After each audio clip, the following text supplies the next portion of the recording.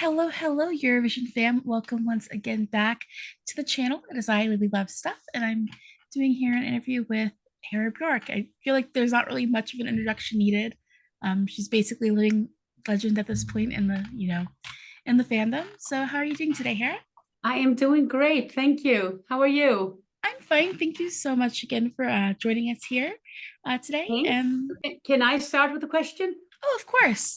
Where are you in the world? So I'm in Washington, D.C. I love that the US is watching. That's amazing. Oh, yeah. So, Hello, it's kind of funny because my first year I ever watched Eurovision live was in 2010. oh, So really? yeah, yeah, like you're my first Icelandic representative I Oh, ever saw perform. So it's like, oh, wow. I love being the first of anybody. yeah, Thank you.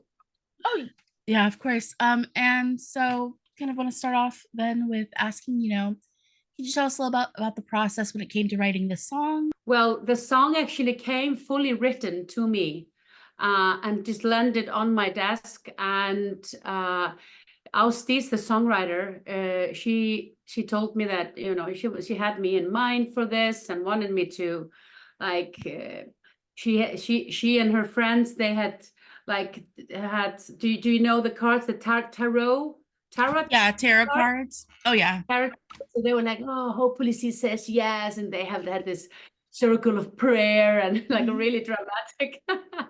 And I was just like, oh, okay, let me listen to it, but I'm really really busy these days. And I had my calendar fully booked because I was started studying law at the university. I was just recently bought a new house with my family, and we were renovating and moving and packing and all the fuss around that. And then I was preparing for my Christmas concert tours, and then this came. And I was like, my first reaction was like, nah, I'll listen. I listen to all the songs I get, Mhm. and I'm always waiting for this feeling like, oh my God. And then when it started, I was drawn in, and I was just like, oh, okay, okay. And like 30, 40 seconds into the song, I was sold completely. I Yeah. absolutely completely fell for this song. So I was just like, if I don't do this, I will regret it for the rest of my life. Mhm. And I immediately felt something special with the song. I had this immediate connection, both both the melody and the lyrics and the production. It's for me, it sounds like a very cool, current, old-fashioned, um, like 80s kind of dance. I don't know. I love it.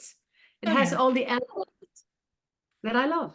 So yeah, so it came fully how do you say, matured into my arms. Oh yeah, no, it definitely suits you. So I can definitely see where they had you in mind for it because it sounds like a Hair Bjork Yeah, song. What we come yeah, to. and I was so honored because I could have never written this. I would have Mhm. probably stopped somewhere like, no, no, this is no, I need to blah blah blah. Probably I would have stopped myself and stayed inside my like comfort zone, my comfort box. But they took me out of it in a way, and they believed in me even more than I did. So when I was recording it, I like renewed uh the belief in myself as, yeah, this is just perfect. And so it really felt effortless and good and right to start this journey. So and from then on, it's been really interesting. So you've done a lot of national finals, not only in Iceland. I think you also competed at Dansk Melodi Grand Prix. Yeah. Do you have a song that you had in a national final that did not win that national final that's your personal favorite? Well, I have a special connection with the song that I competed with back in 2019, which is called "Moving On," and that one was like a personal story. The lyrics were like, I wrote them myself, so they were like my personal journey from within, like dealing with my own negative voices and my demons. So me and my, you know, my negative self, we kind of had a divorce, and I was like, I'm moving on to a new zip code. You stay here. I take the car and the dog.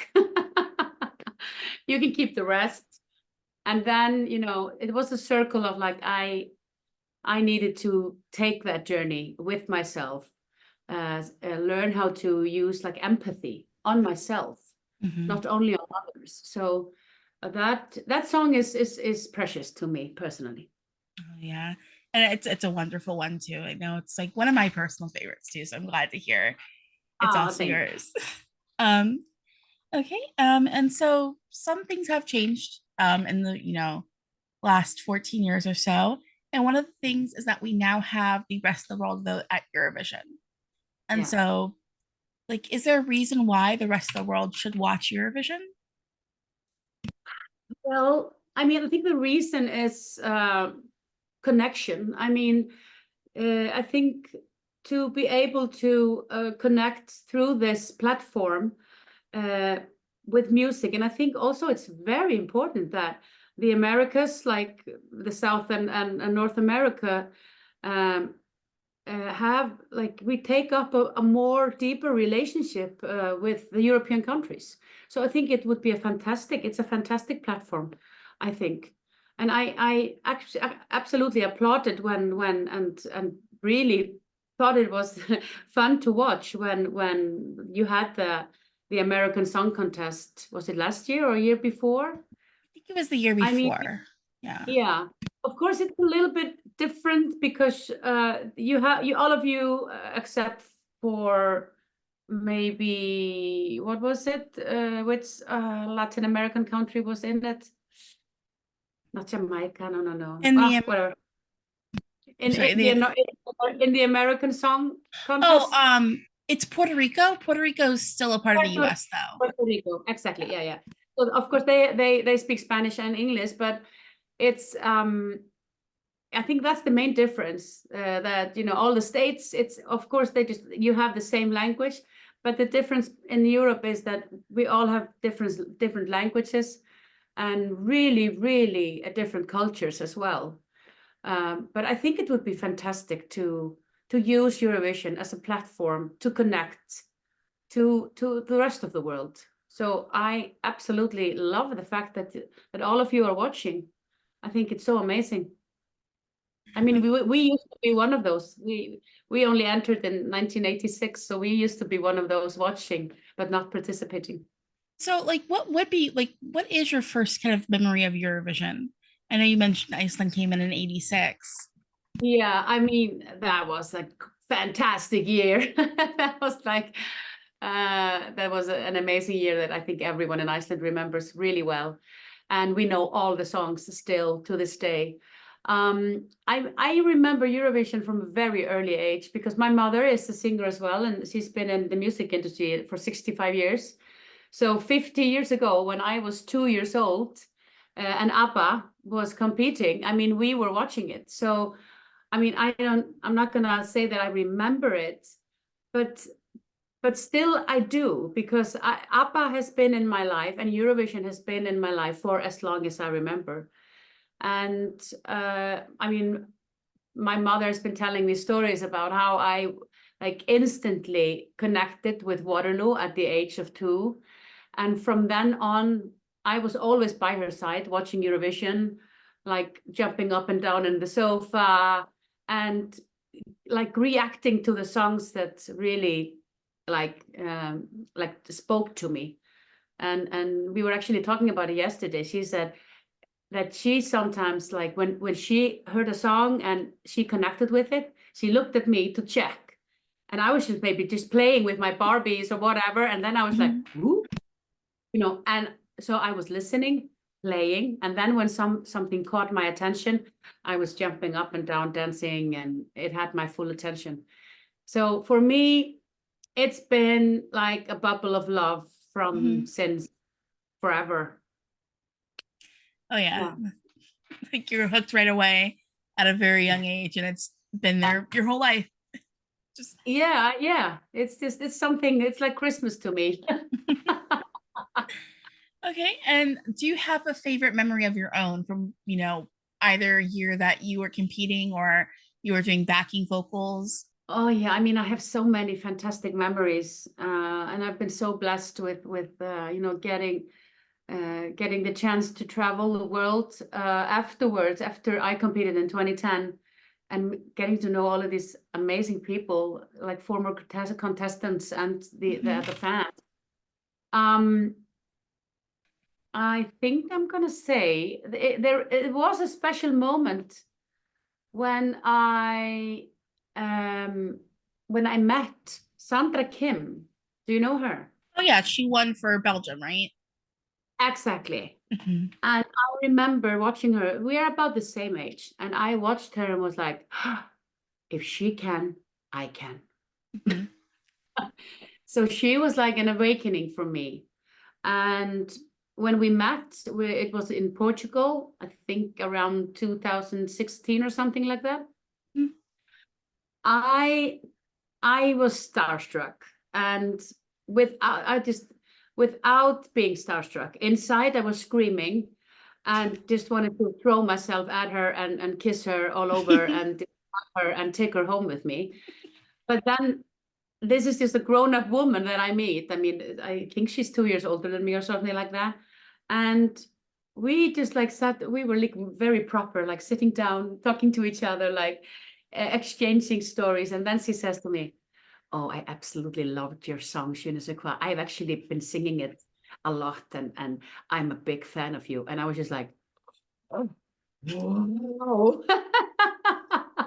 So we were like, both of us were like playing it really cool. And then we were like fans of each other, which was, I thought it was fantastic. It was, Uh, and this was like the cutest memory. Yeah, from my Eurovision. It's like, of course, we call it Eurovision family. It's mhm. because we meet each other so many times, like over and over again, Yeah, because of yeah. So yeah, that was a cute moment. I love that. It's like honestly the sweetest one I've heard so far. It's like, oh, So cute. yeah. And then have there, because you mentioned that you have traveled the world kind of thanks to your career and everything. Is there a Yeah. place you have not performed yet that you would like to perform? Australia. Hmm. I haven't, yeah, Australia. I've been dying to go to Australia since 2010, and I connected really with the Australian media because Australia wasn't participating in 2010. But they were really, really into it and been for years. So I had a trip planned right before COVID. Like I was Mm. literally a few days from departure when COVID hit. So that is yet to happen, and so I would love to go there. Um, Italy. I would Mm. love to go to, well. I would love to go to Sanremo competition because festival because I've heard wonderful things about it, and I will at some point go, and I'm just going to stay there for a month and enjoy this Hmm. because I hear they just burst out to the streets, and it's like the songs are played all over, and it turns into like a street festival. I would love to experience that. Oh yeah. Well, thank you so much for joining us here for this interview. I'm so happy to have you here. So, guys, once again, this is, let's make sure what was it, in May? Oh my gosh, it's only a month away. I know it's only a month. Oh, Yeah, it's getting so close. it's Um, really a month. Yeah. Yep. Yeah. So thank you all so much for watching this video. If you enjoyed it, don't forget to hit like and subscribe. And of course, let's give all of our love to Hera Björk, who will be representing Iceland in 2024 on the Eurovision stage. Thank you again for joining me. Thank you, and thank you all for watching. I think it's amazing. Thank you so much. You are making the love bubble so much bigger. This is so amazing. Yeah. So thank you all. See you guys soon. Bye. Bye. Um,